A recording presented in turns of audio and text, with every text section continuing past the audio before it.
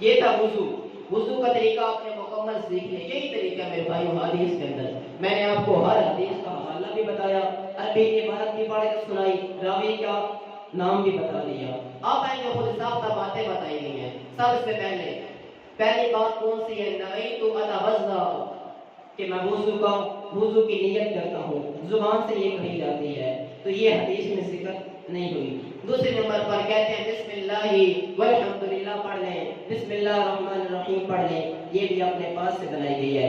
تیسری بات, ہر عضو کو دھوتے ہوئے الگ الگ دعائیں دی گئی ہیں, کہ چہرے کو دھوتے ہوئے یہ دعا پڑھنی ہے, بازوں کو دھوتے ہوئے یہ دعا پڑھنی ہے, پاؤں کو دھوتے ہوئے یہ دعا پڑھنی ہے. باقاعدہ جو مساجد کے اندر چارٹ لگائے جاتے ہیں, پینل لگائے جاتے ہیں, ان کے اوپر لکھی ہوئی دعائیں ہوتی ہیں کہ چہرے کو دھوتے ہوئے یہ دعا پڑھنی ہے. تو یہ کسی حدیث میں ثابت نہیں ہے. ہاں, اچانک آپ کی زبان سے کوئی لفظ نکل جاتا ہے, چہرے کو دھوتے ہوئے آپ کہہ دیں, چہرے کے اوپر پانی بہا رہے ہیں, آپ اللہ سے یہ دعا کر سکتے ہیں, اے اللہ میرے چہرے کو جہنم کی آگ سے محفوظ فرما.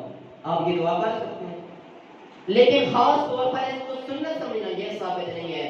چوتھی بات, سر کا مسح چھوٹائی حصے کا نہیں ہوگا, پورے سر کا مسح ہوگا. پانچویں بات, یہ جو الٹے ہاتھوں کے ساتھ گردن کا مسح ہے, یہ میرے بھائیوں حدیث میں ثابت نہیں ہے, کسی حدیث سے نہیں ہے.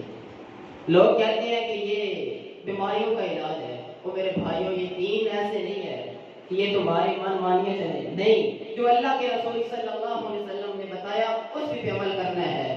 اور یہ تو وہ باتیں تھی جو نہ